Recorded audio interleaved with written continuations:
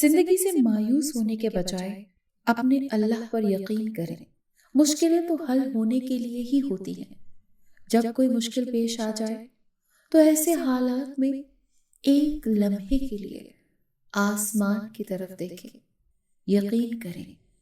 آسمان کی جانب دیکھتے ہی آپ کا دل بے ساختہ کہہ اٹھے گا کہ میرا اللہ چاہے تو اب بھی سب کچھ بدل سکتا ہے، سب اچھا ہو سکتا ہے۔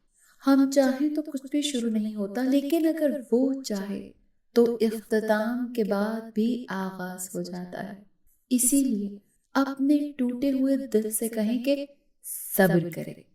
کیسے ہو سکتا ہے کہ بندہ اپنے رب سے کچھ مانگے اور وہ اپنے بندے کو نہ دے؟ بس صبر سے معجزے کا انتظار کرنا ہے۔